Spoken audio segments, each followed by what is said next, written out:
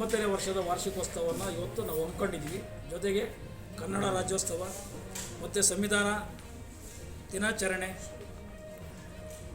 ಮತ್ತು ಮುಂದೆ ನಡೆಯುವಂಥ ನಮ್ಮ ಹೋರಾಟದ ಹಿನ್ನೆಲೆ ಮತ್ತು ನಮ್ಮ 30ನೇ ತಾರೀಕು ಏನು ನಡೀತದ ನಮ್ಮ ಮಾದಿಗ ಸಮಾವೇಶ ಬೃಹತ್ತು ಜನಸಂಖ್ಯೆಯೊಂದಿಗೆ ಮತ್ತು ನಮ್ಮ ಒಳ ಮೀಸಲಾತಿ ಜಾರಿಯಾಗಬೇಕು. ಈ ಒಂದು ಎಲ್ಲ ವಿಚಾರಗಳಲ್ಲಿ ಇವತ್ತಿನ ದಿನವೇ ಪ್ರಾರಂಭ ಆಗಲಿ, ಅರ್ಜೆಂಟಾಗಿ ನಮ್ಮ ನೊಂದಂಥ ಜನರಿಗೆ ನ್ಯಾಯ ಸಿಕ್ಕಲಿ ಅಂತೇಳಿ ಇವತ್ತೊಂದು ಕಾರ್ಯಕ್ರಮ ಮತ್ತು ದಲಿತರಿಗೆ ಅರಿವು ಮೂಡಿಸೋ ಕಾರ್ಯಕ್ರಮ ಮತ್ತು ಎಲ್ಲ ರೀತಿಯಲ್ಲಿಯೂ ಜನರಿಗೆ ಒಳ್ಳೆಯ ಸರ್ಕಾರಿ ಯೋಜನೆಗಳು ಅವ್ರ ಕೈ ತಲುಪಲಿ ಅಂತೇಳಿ ಇವತ್ತು ಕಾರ್ಯಕ್ರಮ ಹಮ್ಮಿಕೊಂಡಿದ್ವಿ. ಇವತ್ತು ಒಳ್ಳೆಯ ಮಹತ್ವದ ದಿನ.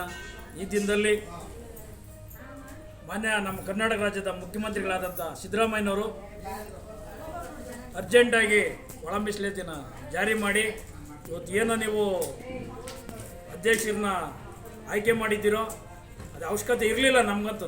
ಯಾಕಂದ್ರೆ ನೀವೇ ಡೈರೆಕ್ಟಾಗಿ ತೊಗೊಂಡು ನೀವು ವ್ಯವಸ್ಥಿತವಾಗಿ ನೀವು ಮಾಡ್ಬೋದಾಗಿತ್ತು. ನೀವು ಅದು ಏನಕ್ಕೆ ಇದು ಮಾಡಿದರೆ ನಮ್ಗೆ ಗೊತ್ತಿಲ್ಲ. ನೀವನ್ನೇ ಕೇಳಕ್ಕೆ ಹೋದರೆ ನಮಗೆ ಬೇರೆ ನಮ್ಗೆ ಮಾಡಬೇಡಿ ಅಂತಾರೆ. ನೀವು ಒಬ್ಬರು ಒಳ್ಳೆ ಬುದ್ಧಿವಂತರಾಗಿ ಒಳ್ಳೆ ವಿಚಾರಗಳಾಗಿ ಒಳ್ಳೆ ಮೇಧಾವಿಗಳಾಗಿ ಎಲ್ಲ ನಿಮ್ಮ ಕೈಯಲ್ಲಿದೆ, ನೀವು ಮಾಡ್ಬೋದಾಗಿತ್ತು. ಯಾಕೆ ನಮ್ಮ ದಲಿತರೇನೋ ನಿಮಗೇನು ಓಟ್ಗಳಾಕಿಲ್ಲ, ನಿಮ್ಗೆ ಗೆಲ್ಲಿಸಲಿಲ್ಲ, ನಿಮ್ಗೇನು ಇದು ಮಾಡಲಿಲ್ಲ, ಎಲ್ಲ ಮಾಡೋರಲ್ಲ. ಅಧಿಕಾರ ಅವಕಾಶ ಇದ್ದಾಗೆ ನೀವೇನು ಬೇಕೋ ಮಾಡಿ, ಬೇಡಂತ ನಾವು ಹೇಳಿ ನಾವು ವಿಚಾರಗಳಲ್ಲಿ ನಮಗೆ ಭಾಳ ನೋವಾಗ್ತದೆ. ದಯವಿಟ್ಟು ಈ ವಿಚಾರನ ವ್ಯವಸ್ಥೆಗೆ ತೊಗೊಂಡು ಇದು ಮಾಡಬೇಕು. ಆಮೇಲೆ ಮುಂದೆ ನಮ್ಮ ನಡೆಯುವಂಥ ಕಾರ್ಯಕ್ರಮಗಳಿಗೆ ಭಾಳ ಯಶಸ್ವಿಯಾಗಿ ಸಹಕರಿಸಬೇಕು. ಈಗೇನು ನಾವೇನು ಕಳ್ತನ ಮಾಡೋಕ್ಕಾಗಲಿ ಬೇರೆದಕ್ಕಾಗಿ ಹೋಗ್ತಾ ಇಲ್ಲ ಸ್ವಾಮಿ, ನಮ್ಮ ಕಾನೂನು ನಾವು ಕೇಳ್ತಾ ಇದ್ದೀವಿ. ಇವತ್ತು ನಮ್ಮ ಸಿದ್ದರಾಜಣ್ಣವರು ಮತ್ತು ಭೀಮಾಶಂಕರ್ ಅವರು ಮತ್ತು ನೂತನವಾಗಿ ಅಧ್ಯಕ್ಷರಾದಂಥ ನಮ್ಮ ಶ್ರೀರಾಮಣ್ಣವರು ಮತ್ತು ನಮ್ಮ ಕಾಂತಿರಾಜಣ್ಣವರು, ನಮ್ಮಲ್ಲಿ ನಮ್ಮ ಪತ್ರಿಕೆ ಸಹೋದರರಾದ ನಾರಾಯಣ್ ಸರು ಮತ್ತು ಪ್ರತಿಯೊಬ್ಬರು ಈ ಒಂದು ನಮ್ಮ ಕಾರ್ಯಕ್ರಮಕ್ಕೆ ಭಾಳ ಯಶಸ್ವಿಯಾಗಿ ಎಲ್ಲ ಸಹಕರಿಸಿದ್ದಾರೆ. ಈ ಕಾರ್ಯಕ್ರಮ ಭಾಳ ಯಶಸ್ವಿಯಾಗಿದೆ. ಜನ ಅಂಬೇಡ್ಕರ್ ಭವನ್ಗೆ ಹೋಗಿದ್ದಾರೆ, ಇಲ್ಲೂ ಬಂದಿದ್ದಾರೆ, 2 ಕಡೆನೂ ಓಡಾಡ್ಕೊಂಡು ಬಂದಿದ್ದಾರೆ. ಇವತ್ತು ಜನಾಭಿಪ್ರಾಯನ ತಿಳ್ಕೊಂಡು ಎಲ್ಲ ಯಶಸ್ವಿಯಾಗಿ ಮಾಡ್ಕೊಂಡು ಹೋಗ್ತಾ ಇದ್ದೀವಿ. ಬಾಬಾ ಸಾಹೇಬ್ ಅಂಬೇಡ್ಕರ್ ಸಂವಿಧಾನ ಇರೋವರೆಗೂ ಸಂವಿಧಾನ ವಿರುದ್ಧವಾಗಿ ನಾವು ಯಾವುದೇ ಕಾರಣಕ್ಕೆ ನಡೆಯೋಕ್ಕೆ ಹೋಗಲ್ಲ.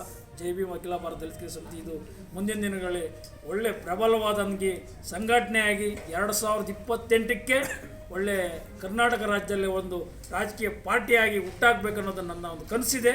ಅದನ್ನು ಮಾಡ್ತೀವಿ ಅಂತ ಹೇಳ್ತಾ ಇವತ್ತಿನ ದಿನದಲ್ಲಿ ನಾನು ವ್ಯವಸ್ಥಿತವಾಗಿ ಎಲ್ಲ ಒಂದು ಸಂಘ ಸಂಸ್ಥೆಗಳನ್ನ ಸೇರ್ಕೊಂಡು ನಾವು ಒಂದು ಅಂಗಸಂಸ್ಥೆಗಳ ಒಂದು ರಾಜಕಾರಣಿಗಳ ಮುಖಾಂತರ ಮಾಡಬೇಕಂತಂತೇಳಿ ಹೇಳ್ತೀವಿ. ಇದೇ ರೀತಿಯಲ್ಲಿ ಇನ್ನೇನು ಹೇಳಿದ್ದಾರೆ. ಈಗ ಭೀಮಾಶಂಕರ್ ಸಾಹೇಬ್ರು ಹೇಳೋರು, ಸುಮಾರು ಜನ ಹೇಳೋರು, ಮುನ್ರಾಜವ್ರಿಗೆ ಒಂದು ಅವಕಾಶ ಸಿಗಲಿ ಅಂತಂತೇಳಿ. ಅದೆಲ್ಲ ನನ್ನ ಒಂದು ಕನಸಿದೆ, ಆಗಲೇಬೇಕು. ಬಾಬಾ ಸಾಹೇಬ್ ಅಂಬೇಡ್ಕರ್ ಅವರಿಗೆ ಏನು ಒಳ್ಳೆಯದಾಗುತ್ತೋ ಅದೇ ರೀತಿ ನಮಗೂ ಒಳ್ಳೆಯದಾಗುತ್ತೆ. ನಾವು ಮಾಡಿದ್ದೆಲ್ಲ ಬಾಬಾ ಸಾಹೇಬ್ ಅಂಬೇಡ್ಕರ್ ಅವರ ಋಣದಲ್ಲಿ ಸೇರುತ್ತೆ ಅಂತ ಹೇಳ್ತಾ ನನ್ನ ಒಂದು ಮಾತಿಗೆ ವಿರಾಮ ಹೇಳ್ತಾ ಇದ್ದೀನಿ. ಜೈ ಭೀಮ್, ಜೈ ಭಾರತ್, ಜೈ ಅಂಬೇಡ್ಕರ್.